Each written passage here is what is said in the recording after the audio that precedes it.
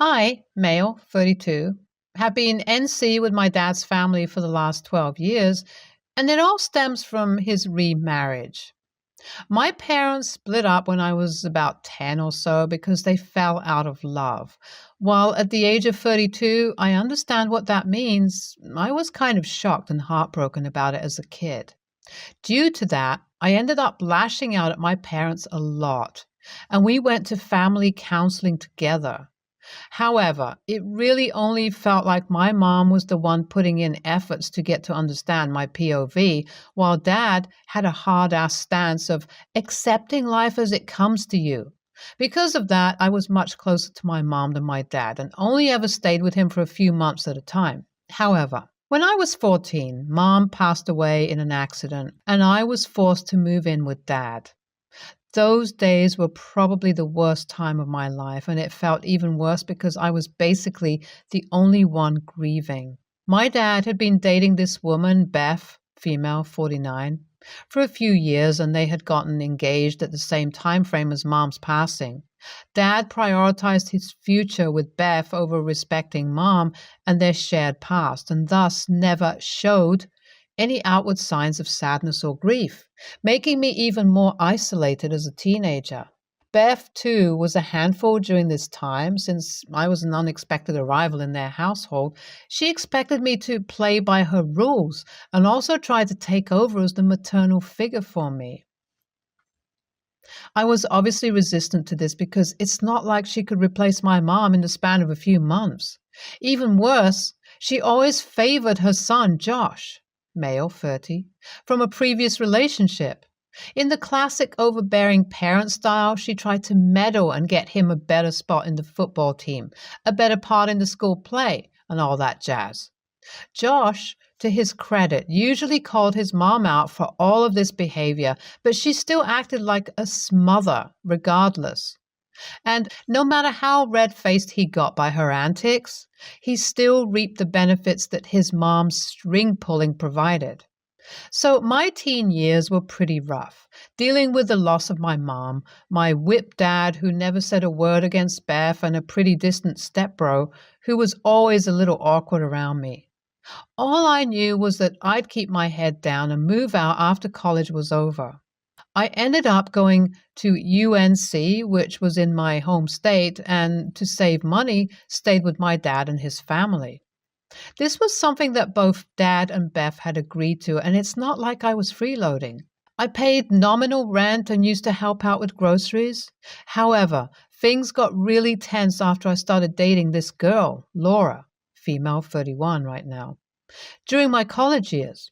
I used to bring her home often, and she had been introduced to the family, and it was clear that Josh had a thing for her. I didn't like this and had told him in private to stop acting like a creep around Laura. But it was clear that he still had feelings for her. Now, I thought it was a crush and that it would pass, but this dude had fallen hard. He was dropping his grades in school, messing up his SAT prep, and just acting like a lovesick puppy in general. But to be honest, it wasn't my problem. I had tried to be the responsible elder brother and stop calling my girlfriend over, gritting my teeth over the fact that he was infatuated with my girlfriend, and making no effort to hide it. He didn't get it, though, and he probably didn't want to. From what I know now, Beth had checked in with her son due to his weird behavior, and he'd spilled all his lady troubles to her. Beth, through some mental gymnastics of her own, had decided that I was to blame for Josh's situation and told my dad to deliver an ultimatum to me. However, back then, I was completely blindsided by my dad sitting me down one day and saying, "Son, we had agreed that you would stay with us during your college years, but something has come up. Beth and I feel like you're distracting Josh with your activities and friends that you bring over, and because of that, we need to come to a new agreement." When I heard this from him, I got really confused. Not knowing the context, I thought he might have been referring to my friends that came over to play games on my Wii every now and then, or perhaps I was being too loud at night with music.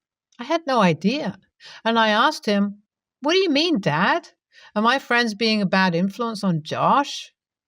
I swear we haven't taught him anything wrong, and most of the time we stay out of each other's way, right? He replied, Yeah, but that's not what I'm talking about, OP. I think that you and I both know that Josh has strong feelings for Laura. What we were thinking is maybe you could break up with her to keep peace in the family. I mean, we don't think that a girl should mean more than your brother's well being, right? I laughed out loud when I heard this. It was by far the dumbest thing I had ever heard in my life. Still chuckling, I went, Sure, Dad, why don't I break up an amazing relationship because your kid doesn't know how to take no for an answer? I've already told him tons of times that he makes Laura uncomfortable, and I barely bring her over anymore. What is the problem, anyways? I knew he was beating around the bush, but I was starting to realize that Josh had gone all gung ho with the if I can't have her, nobody can attitude. And Beth had probably asked Dad to talk to me about it to appease her son and also make sure he doesn't waste any more time over this girl. I have no clue how they expected me to roll over on this, though. It blew up into a huge fight, and I ended up choosing to stick with Laura and move out of the house. I packed my bags one day and left, changing my cell number in the process, too. I crashed at a friend's place for a few days and eventually moved in with my girlfriend.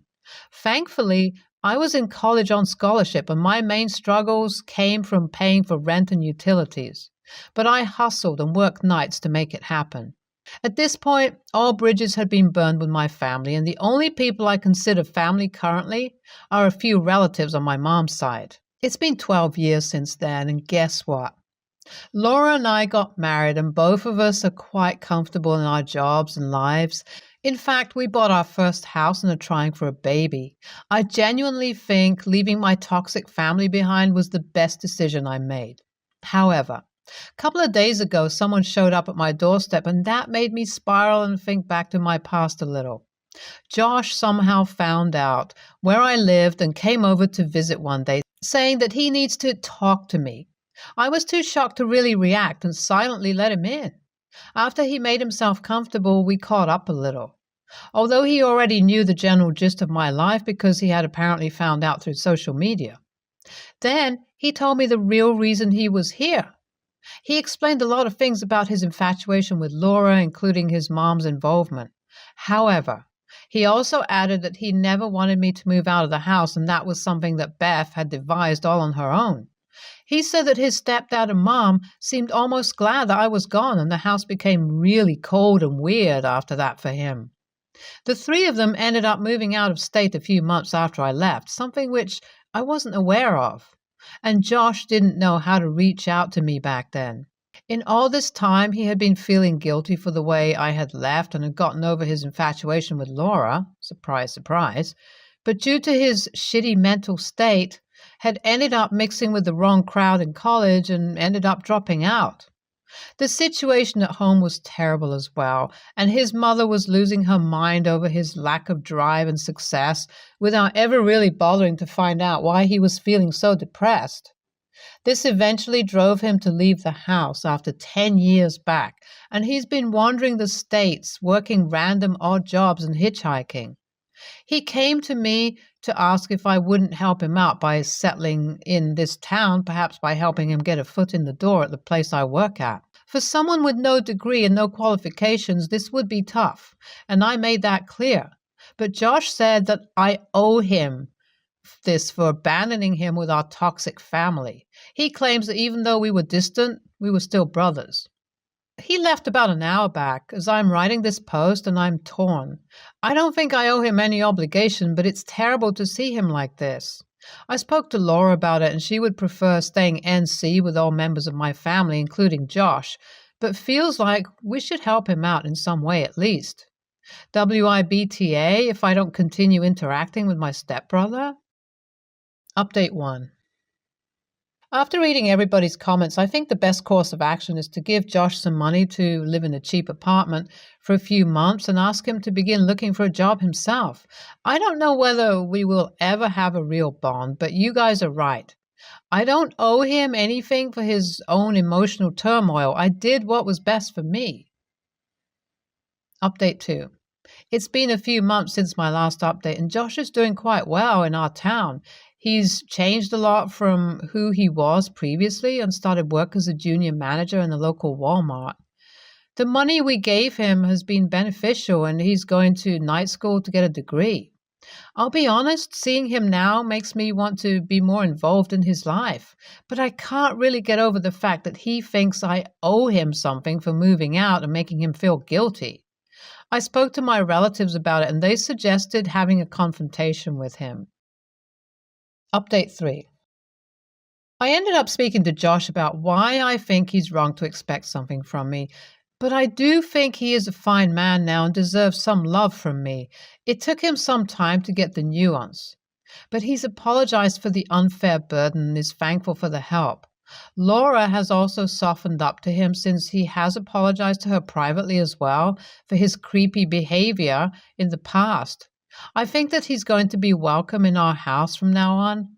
Can't say the same for his mom and my dad, though, lol. We both hate their guts. NTA, but the way I see it, neither is Josh, RN. Yeah, he was one for being obsessed with Laura, but the real AH is Beth for enabling that kind of behavior. NTA, but I would still be careful around your brother, not because he's doing anything wrong, but because both of you need to work together to process the trauma of your narcissistic parents. I also feel like someone like Beth isn't easy to cut off. So is Josh NC with them right now? Next story. My father found out that my mother had an affair many years ago with his brother when they were still together. My father became suspicious and pressured all his children to take a DNA test. I was the only one of the 4 who was not biological. This screwed up my relationship with my father. I visited him every weekend, and after the test results, he cut the visits. He always gave some money for his children, but for me, he only gave what he was obliged by law to do. All of my brothers got a car and a trip to another country, gift divided in half by my parents, and I only got trip because that's what my mother managed on her own. It hurt to see my brother, 1 year younger, win everything. From 1 month to the next, I lost a loving, present, and helpful father, and every time I pointed this out, he told me to understand how hard it was for him to see the fruit of my mother's betrayal and to see that she lied to him for years, taking advantage of the similarity between him and his brother. For over 5 years, he barely spoke to me beyond the basics and excluded me from everything, parties. It hurt a lot.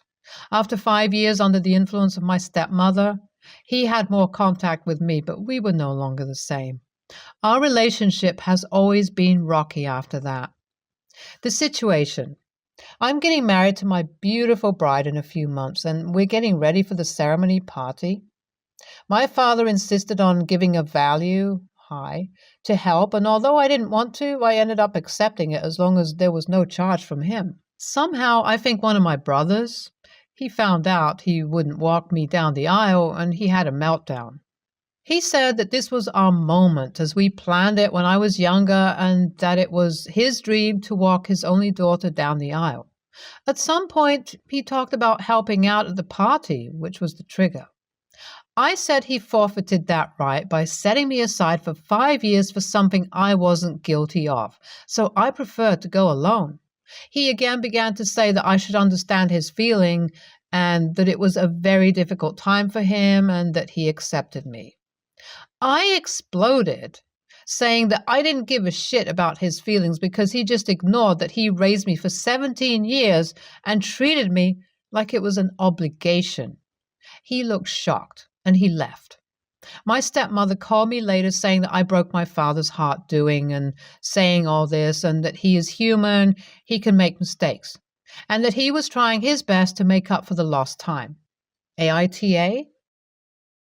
Extra. No, I didn't want to have contact with my uncle, father, because I never met him and I never felt the need because he knew he was my father, he and my father fought, and he never wanted to have contact with me. We followed each other on social media. For those who are asking about my mother and if she's going to the wedding, she passed away 3 years ago, so I don't think this aspect makes any difference. She'll have a seat in her honor because I want to, and that's it. NTA. Everyone is so worried about your dad's feelings. Well, what about what he did to a child? He abandoned you, and everyone wants you to say, whoops, it was a mistake and my feelings were hurt by your mother. No. He has no concept of how much he hurt you. He didn't put you first. He put himself first. And now he wants you to put him first, probably just for appearance's sake. Walk down the aisle by yourself and do it proudly.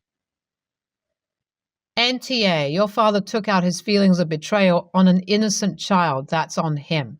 Also, congratulations on your upcoming marriage. Next story. A friend wanted to visit my house, so we made plans for them to visit my place for a sleepover. It was just a casual thing we do every so often. In fact, they live a bike ride away, very close by. They were to get here after lunch, and at 1 p.m. I got a message saying they just woke up, followed by them saying they'll do some chores first. I said, sure, I'm just home anyway. What's an hour or so between friends? 4 p.m. They said they'll arrive around 6 to 7 p.m. And by that point, I was already upset since it took 4 hours for them to say they'd be here even later. I thought I could be patient, but no, I was already getting hungry for dinner, and at 6 p.m., they still weren't here. So I told them we should just cancel this whole sleepover. I said to them I was upset, and I didn't want to take it out on them, so I would like space to just process my feelings. Their reply was, oh, I already packed. Am I the a-hole for canceling the sleepover to process how upset it made me they were 6 hours late? Update. 9/6/2022. They pushed me through with the call. By that, I mean they asked to call me earlier. They took a while, but they were able to in the end. They explained to me what happened. They assumed that it would be okay to wait 4 hours because I was just at my place and okay to wait for 2 more for their ride to get them.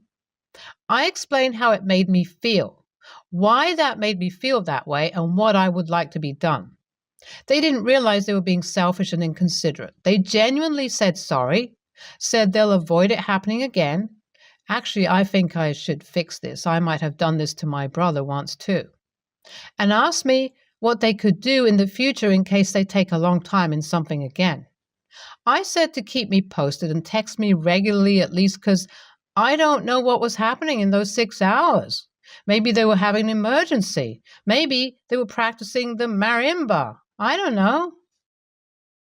NTA, your friend was very rude. It also strikes me as pretty insulting that they'd rather be at home and working than keep a date with a friend. I'd be questioning the friendship if I learned that I ranked lower than doing the laundry. You're NTA for taking space to avoid blowing up on them. But you'd be an AH to yourself if you keep letting this person treat you like an afterthought. You should calmly confront them about their inconsiderate behavior. NTA, an hour or so late isn't a big deal between close friends, but 6 hours is beyond absurd, especially without advance warning and an explanation. If they'd contacted you before the time you were originally supposed to meet up and told you why they'd be delayed and when they'd be there, and then actually showed up at that time, it would be different. But 6 hours without a good reason is just selfish, and in my opinion, doing chores they should have had finished beforehand and that probably don't take 6 hours to complete is not a good reason. No offense, but this screams selfishness and entitlement. Has your friend ever given you the impression that they think they're better than you or that you should be grateful for their friendship? I only ask because this really does sound to me like someone who expects you to be happy to just wait around until the design arrives. And for them to not only not apologize, but to make a joke about waiting until you're less grumpy tells me they don't see anything wrong with what they did. You should really talk to this so called friend of yours and ask them why they think their time is more important than yours. I would want them to tell me exactly why they thought it would be okay to keep me waiting around all day and then not apologize when I told them their actions had upset me. Frankly, they don't sound like a very good friend. Stay tuned for more stories from our girl relationships.